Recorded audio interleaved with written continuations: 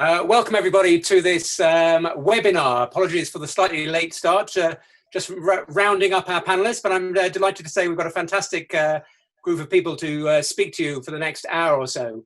This is the latest in a series of webinars organized by the Economic Research Forum and the World Bank, the MENA section of the World Bank.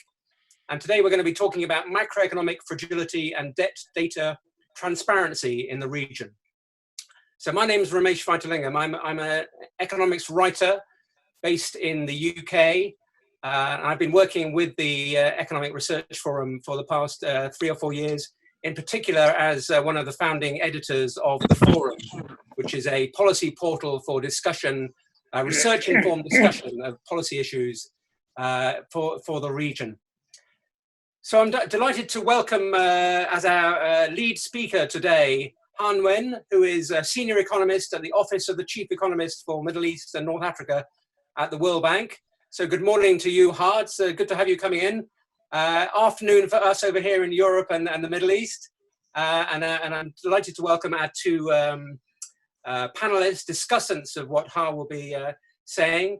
First of all, we'll be hearing from Magda Kandil, who is the Chief Economist and Head of the Research and Statistics Department at the Central Bank of the United Arab Emirates.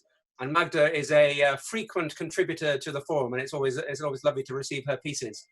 I'm also particularly pleased to welcome Ahmed Galal, who first invited me to come and visit ERF when he was the managing director there a few years ago. He got me over to Cairo, and we've had a nice working relationship with him and then with his successors there, Ibrahim and Shireen. Ahmed, of course, is a former Minister of Finance for Egypt. So those are our three panelists. The plan for the next hour will be that we'll hear first from Ha, who will be speaking to his slides that you see already started on the screen there. He'll be speaking for about 20 minutes, presenting the material from a chapter in the World Bank's recent report on transparency in the region. Then we'll hear from about 10 minutes each from Magda and Ahmed, and then we'll have time for some questions and discussion afterwards. So there are various ways in which we can have you contribute to the discussion.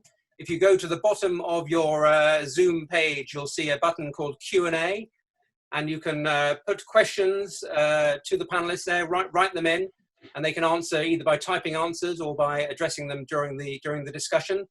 There's also a facility to the right of your screen. If you click on participants, you'll see yourself and the opportunity to raise your hand. So if you'd like to ask a question in that way, then we can come to you. So without further ado, let me hand over to Ha to start his presentation. Thank you, Ramesh. Let me do it full screen. Good morning and good afternoon, everyone. Thank you for joining us. It's my honor to be here today. My name is Nguyen. I'm a senior economist at the World Bank's Chief Economist Office for MENA. Today, I'm going to talk about macroeconomic fragility and debt data transparency in the Middle East and North Africa. This is the fourth installment of the series of events that discuss the findings of our recently published report, MENA Economic Update, April 2020. And tomorrow, our colleague Nelly Emalak will talk about measurement of labor market outcomes and female labor force participation in MENA. Before I start, I would like to thank again the organizer, ERF, in particular Shireen and Ramesh, for giving us the opportunity to present our findings and to engage with and learn from the ERF network and participants. Our view is that the findings are preliminary for the purpose of discussing how we feel transparency could help the Middle East and North Africa. And secondly, I would like to sincerely thank the two discussions, Magda and Ahmed, for taking your time to read the report and to give us feedback. I look forward to a productive discussion today, which I'm certain that will help guide our research agenda on this important topic. So let me start with three key takeaway messages. The first is that many MENA countries have been facing macroeconomic fragility even before the COVID-19 crisis. In terms of current account, many MENA countries have current account deficits. Moreover, the deficits are not explained by the country fundamentals. And in terms of fiscal sustainability, we find that 6 MENA countries in 2018 and 11 MENA countries in 2019 seem to be fiscally unsustainable, in the sense that their actual primary balance seem to be lower than what required to stabilize debt to GDP ratio, and we're going to go to that in the coming slides. The second takeaway message is that fiscal sustainability assessments are affected by the lack of transparency about public debt data, and especially important in the time of COVID-19. The transparency issue, goes back to the forefront, and debt and spending transparency is central for countries' funding assessment and negotiation, and also for future debt sustainability analysis. So the talk is structured around 2 building blocks. The first discusses the methodologies and findings about current account sustainability in MENA, and the second discusses 3 commonly used approaches and the findings about fiscal account sustainability in MENA. And I will talk about the challenges of the analysis, in particular the issue of data transparency. To go to the first block, I would like to show you this graph. It shows that MENA's current account balances are declining across the board for the GCC, for oil importers, and for all the oil exporters. The blue bars represent the average current account balance from 2000 to 2014, and the red bars represent the current account balance between 2015 and 2019.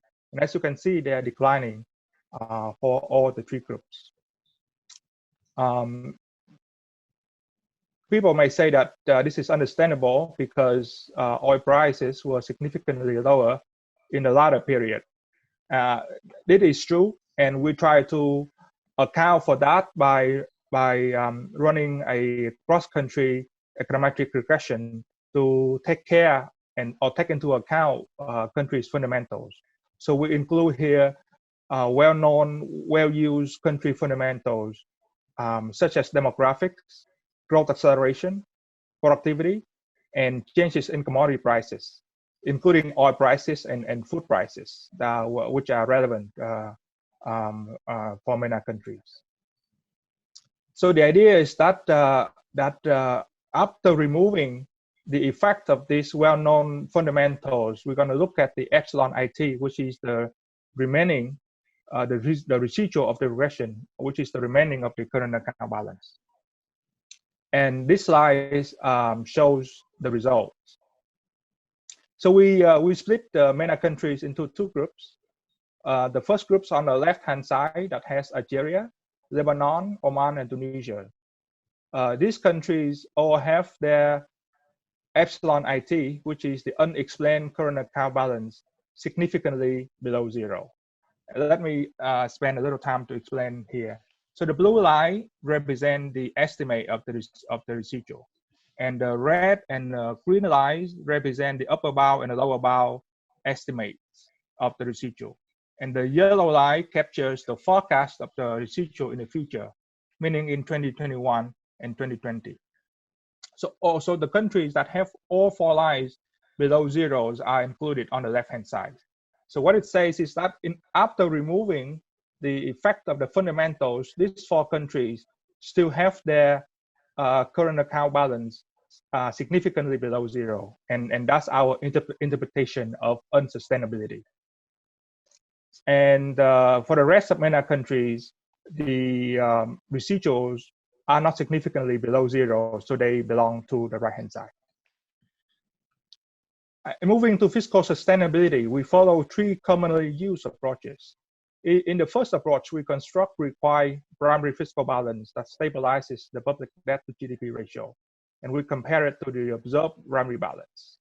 In the second approach, we construct a structural fiscal balance by removing the components of revenues and expenditures that are automatically connected to the business cycle. So the idea is that we want to look at fiscal balance that reflect the fundamentals conditions of the economy and not the up and down of the business cycle. Then we want to compare that with the required primary balance. In the third approach, we estimate the relationship between the primary fiscal balance and public debt in the previous period across a global sample of countries. So going to the first approach, as you can see in the equation on the screen, we construct the required primary balance to stabilize debt-to-GDP ratio according to this debt arithmetic equation. And PBT is the required primary balance as a share of output for year T. And DT minus 1 is debt-to-output ratio for the previous year. And GT and RT are nominal output growth and nominal interest rates. And as you can see in the equation, a country that has higher public debt in the previous period or higher interest rate RT will be required to have a higher primary balance to stabilize debt. In other words, the country needs higher resources for debt repayment. And on the other hand, if the country has a higher nominal growth, then it can afford to have a lower primary balance.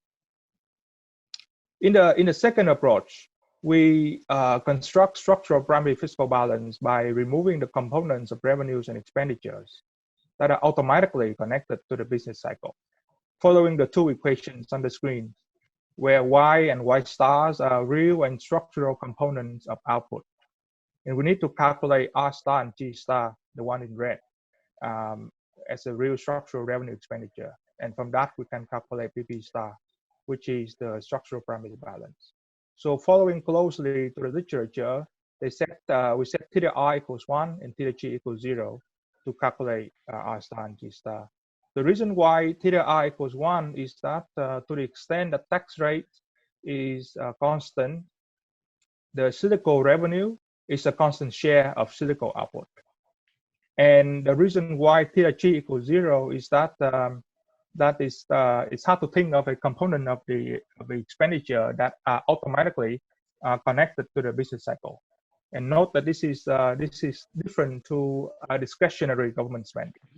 So one might think that the government could increase spending in bad times to stimulate the economy, but that is a discretionary. That's the decision of the government. It's not automatic. So that's the difference between the two concepts. So after we remove those components, we like to use the structural fiscal balance because it captures the more fundamental or more structural fiscal conditions of a country. This table presents the results of the first two approaches for 2018. So we have three columns on the screen. The first one is the actual or the observed primary fiscal balance in 2018 as a percentage of GDP. And the second column is the required primary balance to stabilize debt to GDP ratio at the current level. And the third column is the structural fiscal balance. And we split the MENA countries into two groups, GCC and developing MENA. And we highlight the country that is fiscally unsustainable in bold. So we see Bahrain, Oman, Saudi in GCC, Algeria, Lebanon, Morocco in developing MENA as fiscally unsustainable in 2018, in the sense that their observed primary fiscal balance is lower than the required fiscal balance. In other words, the actual fiscal balance is not high enough to stabilize debt to GDP ratio. And even after we remove the effect of the business cycle by looking at just the structural fiscal balance, we still see the same result, that those countries have the structural fiscal balance below the required primary balance, below what is required to stabilize debt to GDP ratio. So all in all, in 2018, 6 out of 16 MENA countries in the sample are fiscally unsustainable, are far fiscally unsustainable. In 2019, the situation get a little bit worse. We have 11 MENA countries out of 16 are found fiscally unsustainable. So all GCC countries and 5 out of 10 developing MENA to be the case. The two tables there have a lot of caveats, and I'd like to spend some time to discuss the caveats, which is important. The first caveat is regarding the issue of debt reporting. So ideally, we would like to use net public debts. Unfortunately, net public debt is not available. The information is not available for most countries. So we have to use gross public debt. Had we been able to use net public debt, the result might change for countries that have substantial asset side, such as sovereign wealth funds, for the GCC. But we just don't have that information. So we have to use gross public debt. But even for gross public debt, the debt is not reported consistently across MENA countries. And the next slide, we go into that in a bit more detail. The second caveat that I'd like to discuss is that the previous two tables discuss fiscal sustainability in the past, in 2018 and 2019. The estimating or assessing future fiscal sustainability is more interesting because it's more relevant and more meaningful for policy discussion.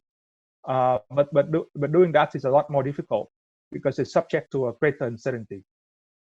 And as the equation here shows, if you want to estimate future fiscal sustainability or estimate future required primary balance, we need to have an idea of expected growth in the future and expected interest rate in the future. And in a lot of situations, it's very hard to have an idea of expected interest rate in the future. Because, for example, if a country has a couple of debt categories, say public domestic debt and public foreign debt, and if we don't know the composition of the foreign debt versus the public debt, it's very hard to have an expectation of the interest rate payment in the future, And the last caveat I'd like to mention is that current fiscal sustainability doesn't guarantee future sustainability, right? Because interest rate and growth rate and exchange rate, they could change dramatically sometimes and complicate fiscal sustainability, just like the COVID-19 crisis demonstrates. So the following slides, going back to the first caveat in a little more details. You can see on the screen a table that shows the debt reporting across MENA countries. And we try very hard to work with the World Bank country economists as carefully as we could to construct this table. So this table follows standard public debt reporting template of the World Bank's IMF debt sustainability framework. So a check here indicates that the country reports the type of debts. Just like row number 1, we have a lot of checks. A cross here indicates that the country has the type of debt, but does not report it. And NA, meaning not applicable, indicates that the country might not have this type of debt. And the last category is blank cells. A blank cell indicates that we do not know and we do not have the information. We do not have information regarding whether the country does not have the type of debt, or that the country has the type of debt but does not report it, or that the debt might be included in total government debt already. So blank cells, bottom line is that for blank cell, we don't have the information. And as you can see, the debt reporting status varies greatly across countries. And for some categories, such as number 8, non-guaranteed SOE debt, line number 8, none of MENA countries report this category. So lack of debt data transparency could hamper debt sustainability analysis. So going to the third approach, we estimate a relationship between primary fiscal balance and debt, following the approach by Mendoza and Ostry in 2008. And PPT is the primary fiscal balance as a shared output. IT tilde and YIT tilde are temporary fluctuations in government expenditure and GDP. and DIT minus 1 is debt at shape upward in the previous period. And the coefficient of interest is rho. A positive rho shows signs of fiscal sustainability because when debt in the previous period increases, primary fiscal balance in this period also increases, so the government may have some funding to repay the debt. And to compare MENA with the rest of the world, we interact the MENA dummy with debt in the previous period. This table presents the result of that approach. Two findings stand out, I would say. The first is that that for the rest of the world, the correlation between primary balance and debt is negative and significant, as the two blue squares show on the screen. So this implies that for the rest of the world, fiscal condition is not sustainable. MENA is not doing better, much better for compared to the rest of the world, because the interaction in the first column between MENA and debt is significant. But when we split MENA into GCC and developing MENA, something interesting emerges. First is that the GCC is doing worse than the rest of the world, because the interaction now becomes negative and significant. So it means that the correlation between the GCC, for the GCC, between primary balance and debt is significantly more negative. But for developing MENA, they seem to be doing better than the rest of the world, because the interaction coefficient now is positive and significant. If you could wrap up in 2 minutes. Thank you very much. Yes, I am almost done.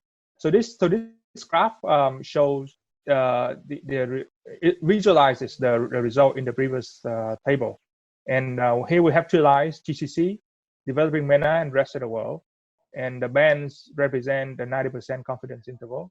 And note that the estimate here are the recursive estimate, meaning the window of estimation gradually expanded. For example, for 1999, the window of estimations are from year 1990 to 1999. And for 2018, for example, the window of estimations is from 1990 to 2018. And as you can see, the rest of the world the correlation is negative, and significantly so, and GCC are also significant and negative, but they're becoming less significant in recent years. And developing MENA, the correlation between debt and primary balance is positive, indicating some signs of fiscal sustainability for developing MENA.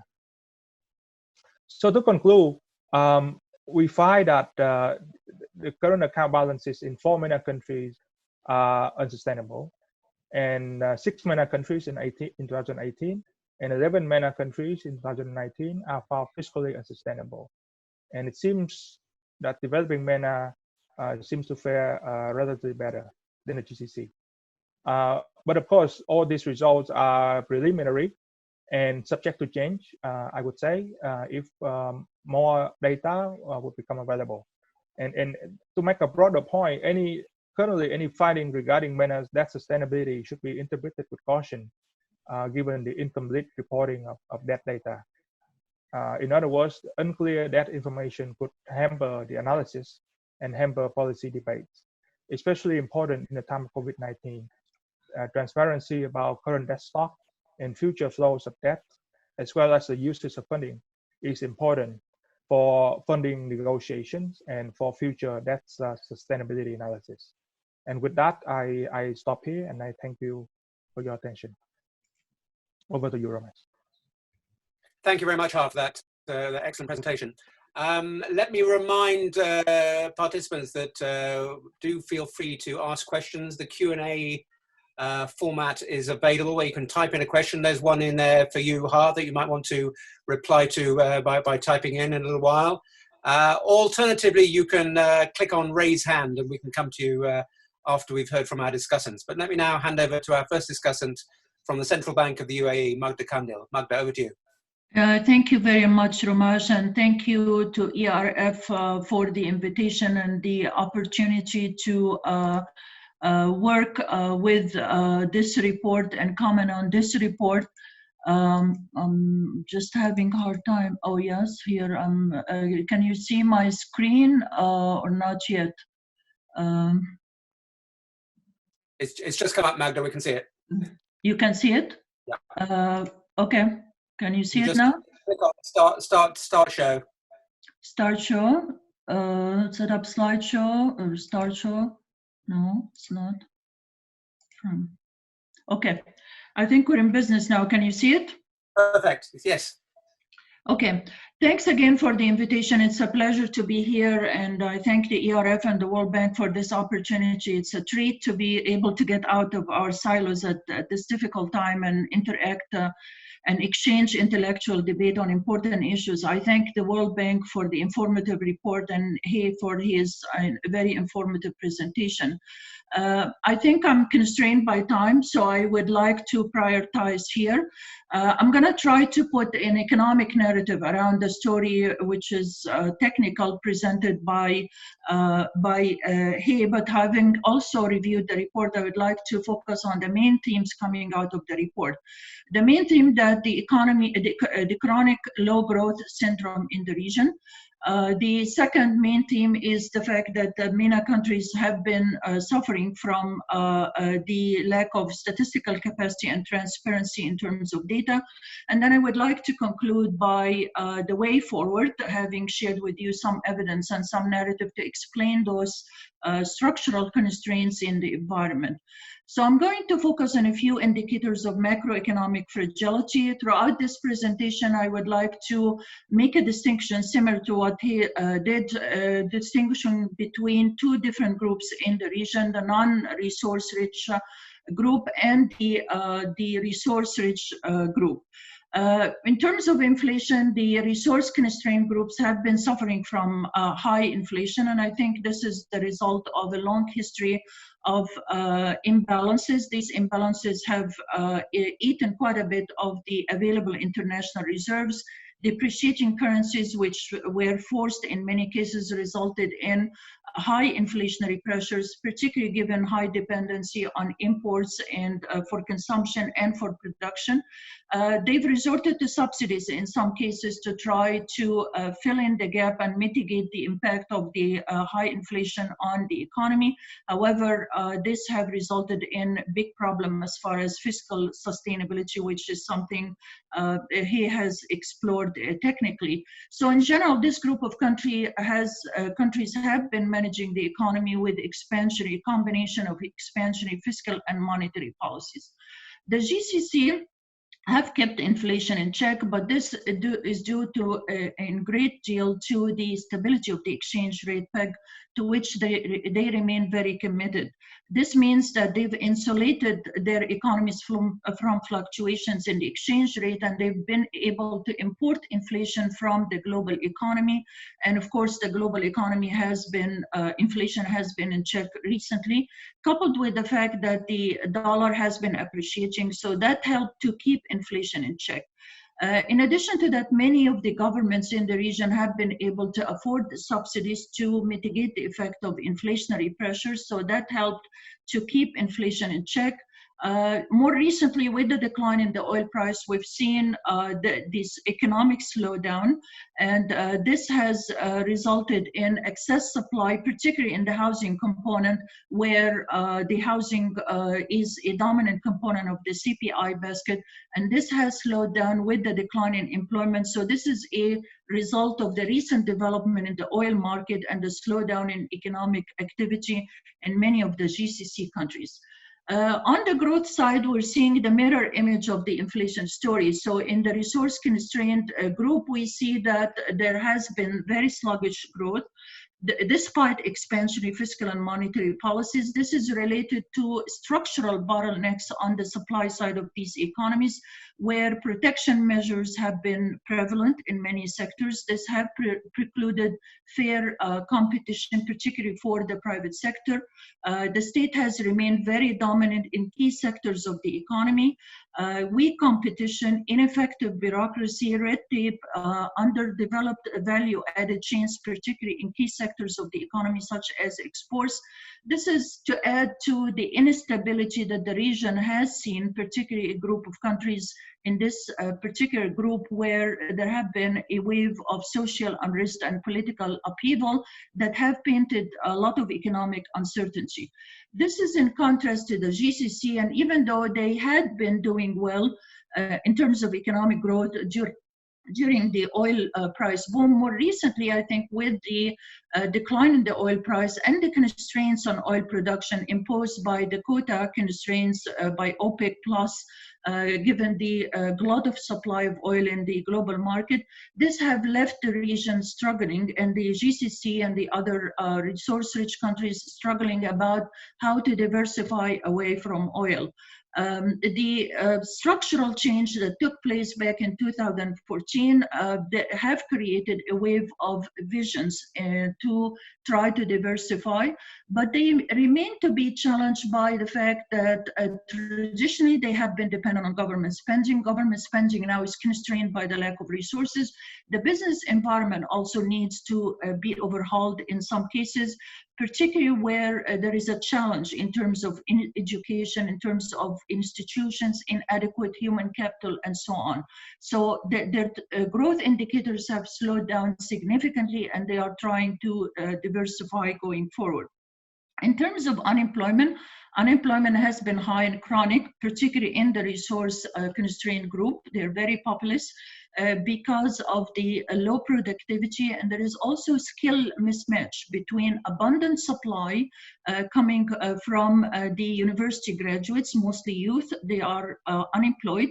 This is in contrast to very limited opportunities to match them with the available jobs in the market. At the same time, we hear about skill shortages in key sectors of the economy and even importing labor in some cases. So this is a testament of the inadequate resources that we've been putting on public education and the need to take an overhaul in terms of reviving the priority for the education and investing more in vocational training to match the skills better with available opportunities. In the GCC and the resource-rich group, the unemployment data, to the extent they exist, they're very, they paint a picture that is difficult because these countries traditionally have created a lot of opportunities, but they have been dependent on expatriate population. More recently, they have been focusing on matching their nationals with the right jobs, but the problem again is skill mismatch between the ability of nationals to get situated in the private sector, given the expectation of the private sector. They have also lagged in terms of SME development, which could have helped in terms of providing opportunities for many of the nationals of these countries who like to be working for their own, self-employed. This again reflects on the failure of the education system to provide a good match between the school curricula and the needs of the economy. Local population in general tend to get themselves situated in safe and less demanding jobs in the public sector. When we look at the region as a whole, we see that the competitive indicators that are available globally, the countries in the region are not doing well in general. They have been regressing, worst of all, in some cases. And we see also that the resource-rich countries tend to do better compared to the resource-scarce countries in terms of competitiveness. This is very important because when we devalue or depreciate, this is very important to be able to increase competitiveness, to penetrate and increase the value added of exports and access to market. Underlying this big picture, we see the imbalances. The imbalances is related to what he was talking about. We have fiscal deficits that have been chronic in the resource-constrained countries.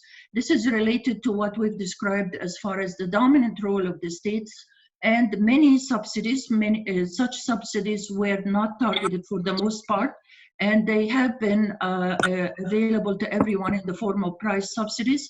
The attempts for fiscal consolidation were resisted, particularly from the interest groups and the fear of politicians that they could lead to social and political unrest. So that left a lot of deficit. And unfortunately, the way these countries have been financing the deficit is even more problematic because they either lean on the banking sector heavily, which tends to crowd out available resources for the private sector, or borrow externally, which increases in external indebtedness and makes the region and the countries very vulnerable to volatility in the exchange rate, as we've seen recently with the coronavirus episode. In the GCC, traditionally, they did not have as much in terms of fiscal deficit, but because of the decline and the low for long oil price and the dominant role of the government in the economy, expansionary policies are likely to continue for a while. So they are trying to strike the right balance between maintaining a growth momentum in a very difficult environment, particularly with the coronavirus, and the fact that fiscal withdrawal cannot be managed without hurting the non-oil sector of the economy, on which they put a premium to create more jobs. At the same time, they are facing a serious problem with the widening deficit. It's not at the level, in some countries, we can see a risk of fiscal sustainability, particularly the ones that have low international reserves, but in general, they have better access to the international market and have been issuing debt, and they could tap the international market in a more comfortable way compared to the resource-constrained countries. The current account deficit, as he talked about. One more minute. Okay, one more moment. I will not be able to go through all the details. I think we see that high indebtedness in the region, current account deficit, but I would like to conclude with the data transparency issue. This is key to the picture that we've seen. The region have been lagging in terms of indices that attest to the fact that we do not have the capacity, the statistical capacity, or the transparency. It's not resource constrained. It seems to me that it's more about the lack of political will and maybe deliberate attempt in some cases to conceal the data and not share the information. This is very problematic. It's very problematic in terms of policy reforms, in terms of quality research, in terms of advice, in terms of targeted reform, in terms of international reputation, in terms of access to the international market and credit rating. This is a high priority as we try to address the current episode of the coronavirus. We see that the region is lagging in terms of the trust, because we have a trust deficit in the region compared to some of the other countries, for example, China and India, that have made leaps in this regard. This casts a political distrust, and it casts a lot of concerns about the management of the economy, the governance rules, the fundamentals of the economy, and leaves a lot of deals to be handled in a very construed way that do not rise to the level of professionalism and transparency. With the coronavirus, we are in a crisis of all magnitude that we have not seen before. I think the silver lining in this crisis that many countries in the region have tapped the resources from the international organizations to try to help them to address the shortage in liquidity and the need to borrow in this difficult environment. This should introduce the international organizations as partners in terms of addressing the chronic structural bottlenecks that have hampered the growth process and data quality in the region. Youth unemployment is a golden opportunity for us to tap these resources to be able to mobilize more data banks, as they tend to be more technologically savvy and tend to be also more comfortable with information sharing and building data banks. But more importantly is to focus on what the region needs to get out of this bottleneck.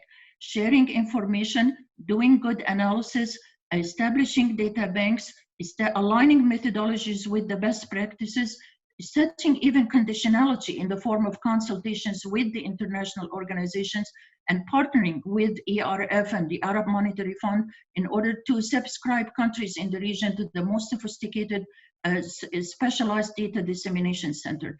This is key to boost the image of the region. It's to boost our competitiveness, to enhance the transparency, to establish confidence in the governance of the economy, to press ahead with the required research and the required reform, and to build also the public support around the reform agenda and the policy reform agenda. I think we look for this opportunity to be a silver lining, to graduate out of this dark tunnel we're in right now because of the coronavirus, but we do not want to graduate to the status quo that persisted before the coronavirus, because it's not beautiful, whether it's from a growth indicator point of view, from unemployment point of view, from imbalances point of view, or from a data quality point of view. We would like to graduate to a more comfortable position that would boost the image of the region and increase its access and credibility to proceed with orderly debt restructuring that many countries in the region will be in need in the near future. And thank you. Thank you very much, Magda. Let me remind viewers that you can ask questions in the Q&A. We've got 4 questions in there that some of our panelists might want to take a look at and try to answer with typing, or we can come to them in the questions. But I'm now going to turn to Ahmed Galal to hear his remarks and maybe pick up that last point of Magda's about what are the opportunities in this crisis. Ahmed, what a pleasure to see you again. Please take the floor. The pleasure is mine, and I am delighted to have been able to pull your leg into the ERF, because good things seem to die hard. So good to see you, Ramesh. Thank you, Shireen, for the invitation. Thank you, everybody, for being there. I think we have almost 2 narratives now, Ha's narrative and Magda's narrative, and I'll probably add a third one. And let me make a confession at the very beginning. I looked at the reports from the policy-making point of view. So you're not going to hear from me a lot of technicalities on what Ha presented. I will just try to cover 3 things. The first is, what do I agree with in the report, in that particular chapter of the report that Ha presented? Second, I'm going to say a few things about what I find missing or I disagree with. And thirdly, I want to say a few things about doing policy research in general that's useful. So let me start with what the good things first, what I agree with. And I agree that the topic is both timely and important. It's important because without macroeconomic stability as a precondition, countries can do very little, whether they want to do poverty reduction or growth or equity. So it really is an important issue. You need to worry about macroeconomic stability, both fiscal and monetary. It is timely because I don't remember a time when macroeconomic situations are under a threat like the one we are going through right now. I think the combination of Corona, and I'll come back to that in a minute, and falling oil prices is just so damaging that it's a real threat. So in a way, I think the discussion, what Ha has presented and what's included in the report is really both timely and important. Now, the second thing I also agree with is, which I wouldn't quarrel with, intuitively, what Ha presented in terms of both fiscal sustainability and as well as current account sustainability are models that are consistent with what we know in the literature, and the results are kind of consistent with intuition as well. So I have very little to say on this one. Thirdly, I agree about the importance of data, transparency. There is no question that you need transparent data. It's not only important for decision making, it's also important for consumers, for producers, even for workers. Everybody need to know what's going on and what's likely to happen. So I can't really agree more with the importance of data transparency. This is as far as the good news are concerned. Let me move on to my second part. I'll try to make up a little bit for the time that we lost. I have 2 things that I would have liked to see and 1 thing that I disagree with. The first thing I would have liked to see is that the report talks about a world that's not now. It came out in April 2020. The corona is everywhere. In fact, you can even, as soon as you open the tap, to see water, you will see corona instead.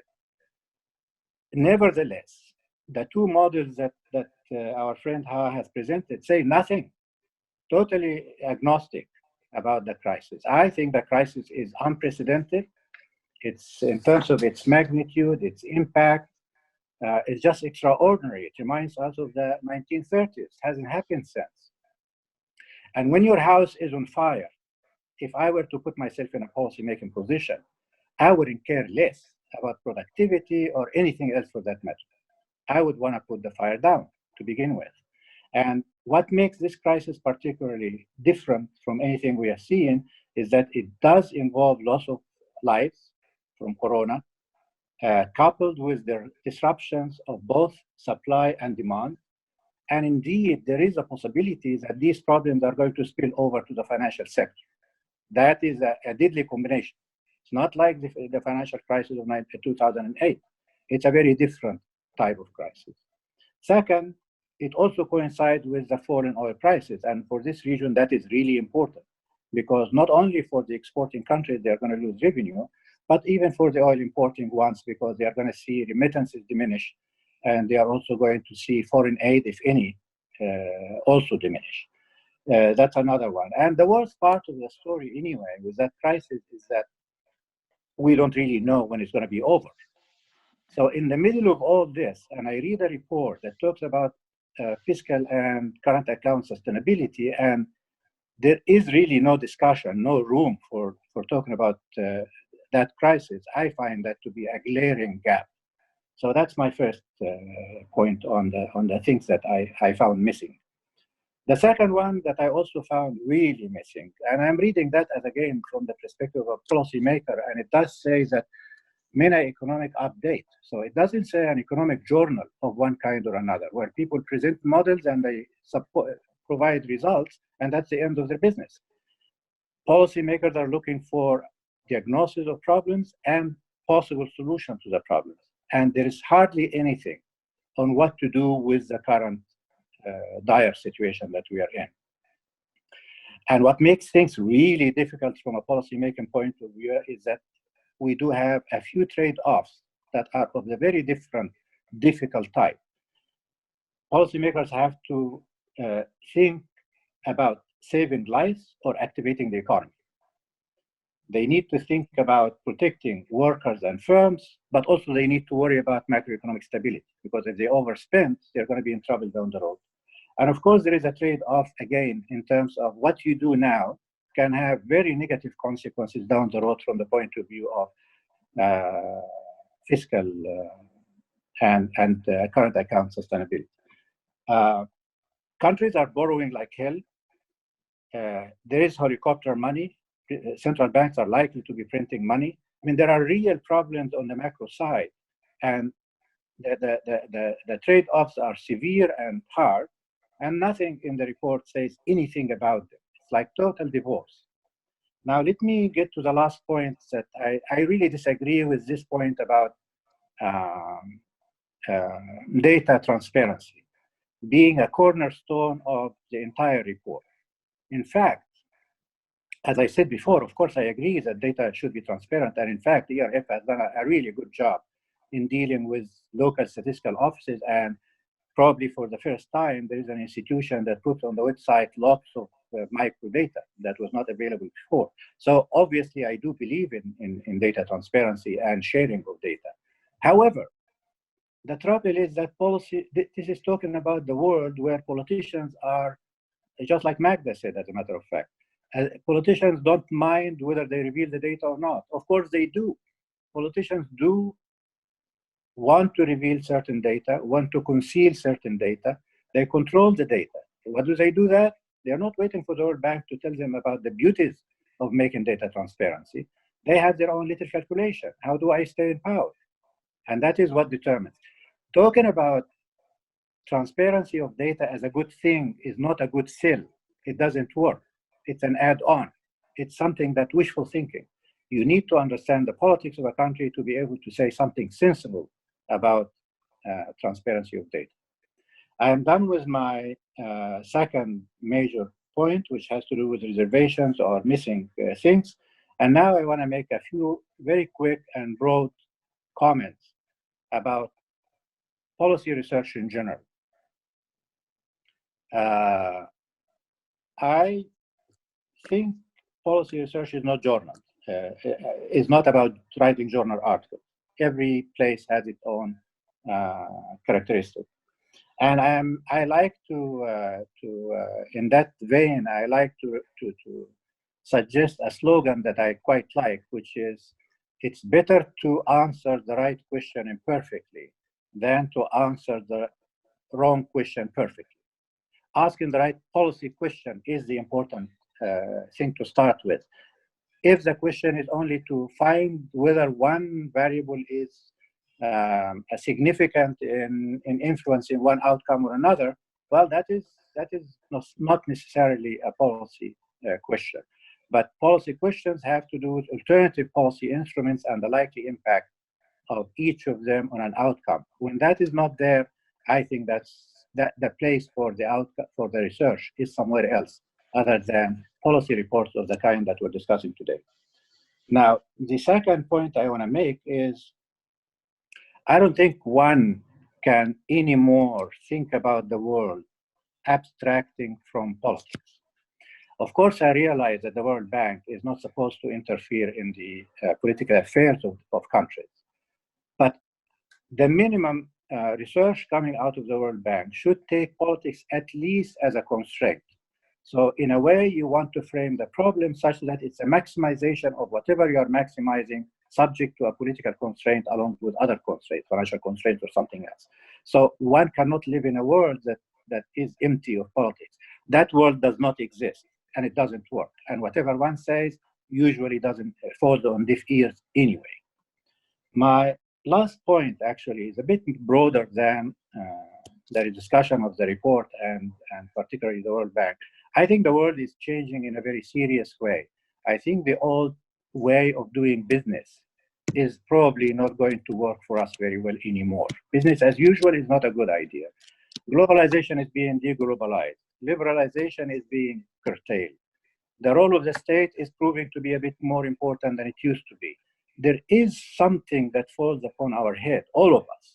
That's not really a point I'm making to our friends and colleagues in the bank.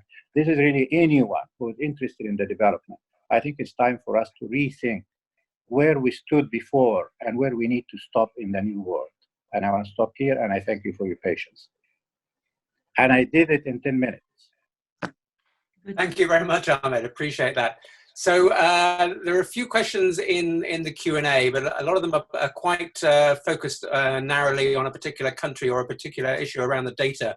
And since Magda and Ahmed have both raised some very broad issues and challenges, I think to Ha and his colleagues, I'm going to turn to Ha to make a first response, and then maybe his colleague Daniel Liederman, who's also here with us, might like to add a few words. Ha, can I give the floor back to you? Thank you, Ramesh.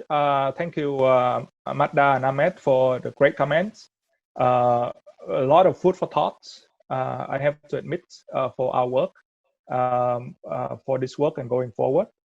Just to quickly clarify, in chapter 1 of the report, we talk extensively about the impact of the coronavirus and potential policies that could be done to address, to respond to the crisis period. And the second chapter, which I presented, tend to be, address the longer-term issue like transparency and debt sustainability. I think there's a lot of good points that Ahmed raised. That we should think about this hard and carefully for our future work. And Daniel, please come in if you wish. And I thank Magda for your support for the agenda on data transparency. I stop here. Thank you. Okay, thank you, Ha. Daniel, you're welcome to come in, and then I'm going to come to the three people who have their hands raised. So, Shireen, if you're able to give microphone access to Adam, Jazim, and David, and then we can come to them. Daniel, do you want to add a few words first? Yes, thank Welcome. you very much, Ramesh, Shireen, and all of the ERF for inviting us and for this very fruitful collaboration that we're experiencing. Ahmed, good to see you again. It's been a long time. Magda, thank you so much. One of the most subtle, but in my mind, very important comments from Ahmed was the role of research, academic style research versus policy oriented research. I guess we agree 99%, but we have some divergence here. I think that policy research is actually more difficult to do well than academic research, because academic research, you can make it very, very, very narrow. And as long as there's a marginal contribution to the literature, you do this, you apply existing models or theories to a new case, or you tweak a modeling approach, or you bring new data to estimate a pre-existing type of model, etc. It becomes, in a sense, easier. The real challenge for policy, evidence-based policy research, is that the underlying evidence that you deploy to advocate for a particular policy recommendation, it doesn't meet one-to-one the policy recommendations. It's very difficult to go from regression coefficients to detailed policy prescriptions. But you do need some credibility to and a legitimacy and building on existing literature, so that the discussion about trade-offs and policy options doesn't devolve into a purely ideological discussion. Absolutely. And that is why, Ahmed, we agree with you wholeheartedly that transparency does matter, and possibly matters more in the policy arena for responding to the crisis more than before. And the reason is that the success or effectiveness of the public health interventions, the social and socioeconomic interventions will depend critically on society's response to both the public health crisis and the economic crisis. And you cannot do this well without sharing information, constantly being in communication and transparent communication with the citizenry, because it's virtually impossible to get all of society to work together to mitigate the public health consequences, while people also are concerned about their livelihoods. So you need transparency and an open dialogue with the people now more than ever. And what we were trying to do in the report is build a bridge between the short-term crisis response and the long-term pre-existing challenges that the region was facing. And we believe that a common thread between the long-term challenges and the crisis response is transparency. But point well taken. In the report, we do not pretend to make any methodological or academic contributions. In fact, the spirit of what we're doing in the macroeconomic sustainability analysis is we're pulling off the shelf the handbooks from the IMF and associated academics. These are methodologies that are have been tried. They're probably worth investigating from an academic point of view, how to make the static versus the dynamic approaches more consistent. But what the report does is look at is essentially pre-existing handbook modeling approaches to assess fiscal sustainability. And we show how if you use one versus the other, you can actually get conflicting messages. And we won't know for sure if we cannot redo those standard analyses with full information in terms of net debt and all sorts of public debt. So it's a huge, I guess the message there is be very, very careful with applying the handbook approaches to assessing debt sustainability in the short run, in the forward looking, especially when we don't have full amount of information, which in the days, months, and years ahead will become even more important as we move from a debt tolerance, crisis response regime to a less tolerant medium to long-term environment, less tolerant towards the debt sustainability and transparency will be crucial for any form of debt restructuring negotiations that will occur inevitably in most of the developing world in the rest of 2020, hopefully not, but well into 2021 and 2022. Thank you. Thanks, Daniel. Okay, I'm going to let us run a little bit longer because we started late. I've got 3 people with questions. Adam, Jazim, and David, could you make very short questions, not speeches, please? Adam first. Yes. Thank you for giving me the chance. First, my question is, why is Sudan is excluded from this comparative study? And the second is, how you hire me? Yes. Yeah, we can. How the nexus between the debt transparency and corruption? Okay, thank you very much. Panelists, if you could collect up. I have one additional comment, please. Yep.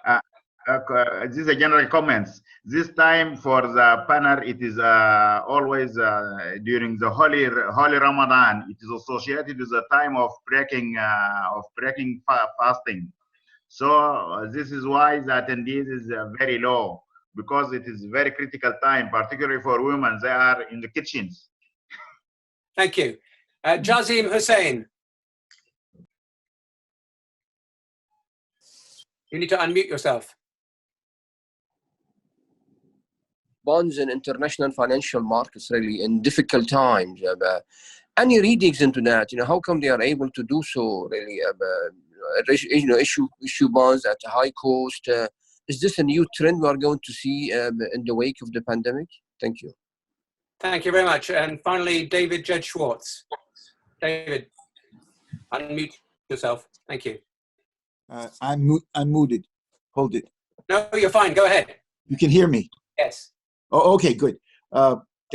My question is has to do with the unobserved debt, the concealed debt. Its nature. Now, some of it is held by people working in state-owned enterprises. I take it that that's the case. So that the question of okay, I think we've lost you there. Okay, sorry, we lost you, David. Well, we'll have to continue without you. I'm going to come back to the panel now to come with some questions. There are a couple more things in the Q&A, general questions. One is asked, are the data not gathered and why? Or are the data gathered but not released due to political reasons? And Hamid Motadi asks, as an economist might put it, what are the incentive-compatible transparency policies that policymakers will be willing to carry out? And finally, I'm just going to ask one question of my own, and panelists, so I don't expect you to answer all of these, but mine is, where do you think the single most important focus should be? There's a lovely quote in a text by the economist Ivan Werning, who said, we can do all the fiscal stimulus we like, but we need to focus on investing in the medical response. And he likened it to an asteroid heading towards the Earth. And if we can do all the fiscal stimulus we like, but we need to work out how to blow it up. Magda, do you want to go first? And then Ahmed, you finish? Okay, that's fine. I think I would like to emphasize a general comment about the report. I think this relates to Ahmed's comment and Daniel's comment. I think the emphasis on the academic analysis and pulling countries together disguise a lot of dissimilarities across the region. And I did not feel that the report puts together a good narrative for someone who doesn't know the region or the specific of the countries to appreciate how the different models would work differently depending on the political economy of each country and where the country is related to the debt position and the access to market and the macroeconomic fundamentals and the imbalances. So this was very much missing in this particular issue, and I think it's something that ties to the coronavirus. It's not the problem that the report came out at a time when the virus was acting up. I think you could have even reflected on how a crisis situation of this magnitude could have impacted on your analysis or should have been considered, and how this ties to the bigger fundamental failures in some of the countries in the region, because we have acute problems and more priorities to tackle. I think there were a couple of questions about why country X or country Y were excluded. I think it's very difficult to include all the countries when you do not have the data. And this is the point that I was trying to emphasize as a researcher who've worked on a lot of cross-country analysis and as a policymaker. And even in a resource-rich country, I cannot tell you how much constrained we are by the lack of data availability. In this regard, there was a question about, is it lack of political will, or because we do not have a capacity, or do we have the data or we're not able to produce the data? I think we could have the data if there is a political will. We could invest in the capacity if there is a political will, but when we stall the process, we're not interested in disseminating the data because they would, or the data would kind of expose some weakness or some message that is problematic. And I think the worst thing we see in this current crisis that we start concealing the data. And we've seen this even before this crisis. When the oil price was down and the economic slowdown started in the countries in the GCC, you start seeing that quarterly GDP data are not available, even at the emirate level. I think that portrays a lot of mistrust, and people read too much negativity on this. And then on the issue of why do we care and why policymakers should care, I think we're living in an environment that no country in the region that we're looking at can sustain itself without issuing debt. They have to access the international market. They have been accessing the international market, and they have to be mindful of their image vis-a-vis the creditors and the rating agencies, and how the indicators that are missing could be read from a negative point of view. So as much as we care about accessing the international market, we have to be clear and transparent, because absent this transparency, there is a lot of gloom and doom and a lot of negativity read in the lack of sharing the data, where investors do not come to countries voluntarily, or credit agencies tend to downgrade because they think that the data and the lack of the availability of the data are disguising a lot of important elements. The last thing I would mention here are reforms and policymakers. I think the data are crucial. And I think not only for academic analysis, with all my appreciation for the academic analysis, most of the time, the policy dimension of the academic analysis is very limited. But when you're tackling big reform strategies, whether it's targeted subsidies or reform or overhaul of the education system, or even the efficiency, I think one of the questions addressed the point of inefficiency of state spending or public spending on a key public goods such as education and health. Health is a very important priority in this crisis. And we've seen even in the most advanced economies, countries have not been able to handle this because of lack of capacity. Now it's time to think about the model and the policy dimension and whether states can afford to spend more on health on top of what they have. This is a pure disaster for sustainability, fiscal sustainability, not only in the resource-constrained countries, but also in the resource-rich countries of the region. So we have to think about public-private partnership, other options, but we need to think of efficiency and return on spending, not just spending because we have a crisis, because we are not going to be able to get out of this crisis unless we prioritize our spending and we boost our image to be able to access the debt market and roll over our existing debt and have access to necessary liquidity. Otherwise, we could be facing a true insolvency situation in some of the countries in the region. Thank you very much, Magda. Ahmed, a couple of final remarks from you, and then we'll hear from Daniel finally. Okay, I'll be very brief. First of all, hello, Daniel. Good to see you, and I think we have a lot more to talk about. Second point I want to make is the issue of incentives. Why do politicians do what they do? Economists know that consumers maximize utility, producers maximize profits, politicians maximize staying in power. Anyone telling you otherwise, they are fooling you. So if you really want to sell something to a politician, I think you need to package it in such a way that to make it attractive for them, either to strengthen their power or to help them stay in power. Not indefinitely, though. Let me make one last comment that I think is going to be one of the most important challenges going forward, which has to do with the debt. The issue of debt is going to be one of the most important challenges facing developing countries in the years to come in the wake of the crisis. And in fact, it's not going to be just developing countries, it's almost everybody else. And I really think that if I were to suggest a topic for a next update of the MENA Chief Economist Office, I would say that the issue of debt should be really high on the agenda. The issue of debt forgiveness should be on the agenda. I mean, I remember signing a letter together with 20 other well-known economists, and the letter was sent to the G20 meeting in Saudi Arabia, the virtual one. And the debt forgiveness was a key element of this. So I just want to flag that or put it on the table for you guys to consider and think about.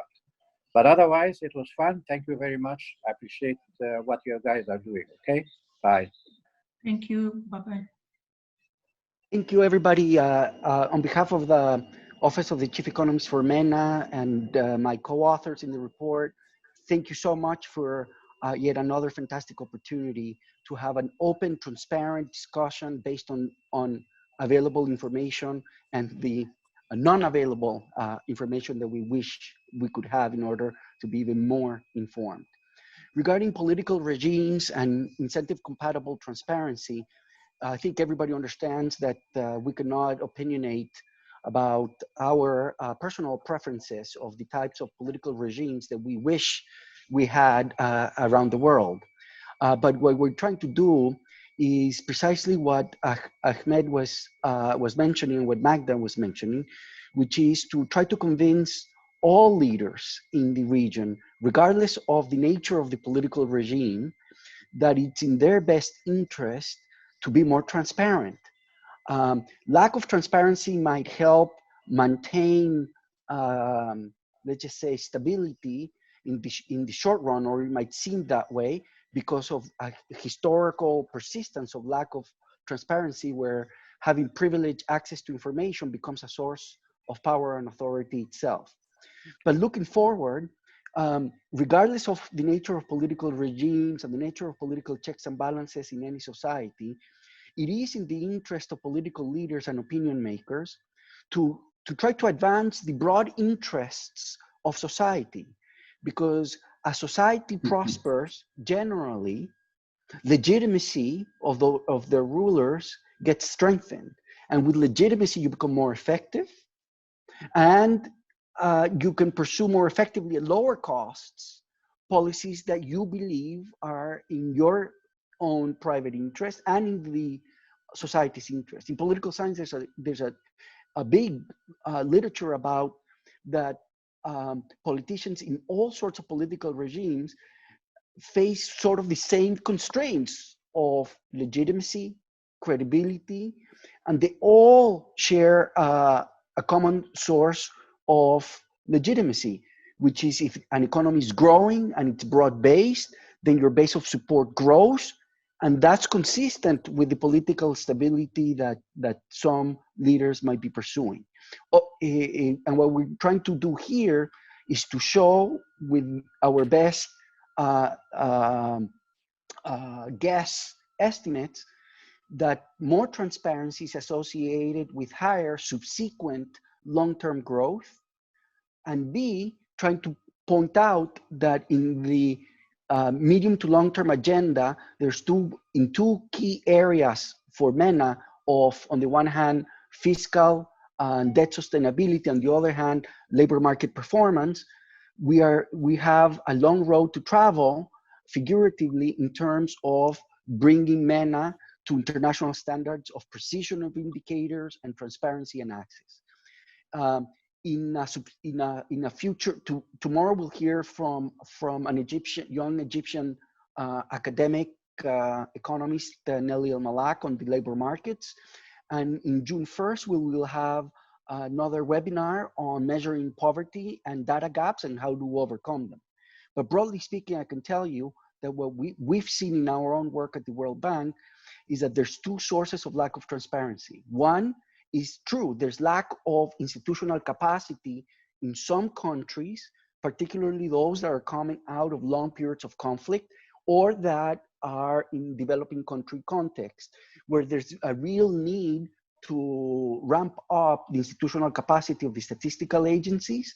But broadly speaking, what runs across the board in all of the MENA region is a history of routine hiding or lack of sharing, let's put it that way, lack of sharing with a minimum segment of the general public, particularly academics and independent think tanks and journalists, key pieces of information that would improve the quality of the public discourse, therefore help the leaders improve the policies, therefore improving the outcomes, and with this results, bringing about enhanced societal trust in the state, in the government, and more legitimacy for the leaders who accomplish those feats. And that's our hope. Maybe wishful thinking in the middle of a pandemic, but such is life when you work for the World Bank. Thank you very much again, and looking forward to seeing all of you in our future webinars. Thank you. Thank you very much, Daniel. You gave a nice plug there for tomorrow. Same time, we'll be hearing from Nelly El-Malak, and we also have Raghi Assad and Mona Saeed talking about labour market outcomes and female labour force participation. That'll be starting at 4 p.m. Cairo time, 10 a.m. Washington time. It just remains for me to say, well, first to apologise that we've run over, but I think it's been such an interesting discussion. It's been well worth it. We started a little bit late, and we've had a great discussion. Thank you all for staying with us. I hope you've found it valuable, interesting. Particularly, let me thank our panelists, Magda Kandil and Ahmed Galal, and Nguyen for his fantastic presentation, and for Daniel for joining. Thank you all again, and hopefully see you tomorrow for the next in the series. Take care. Stay safe, everybody. Take care, everyone. Bye. Nice seeing you. Thank you, everyone. Bye-bye.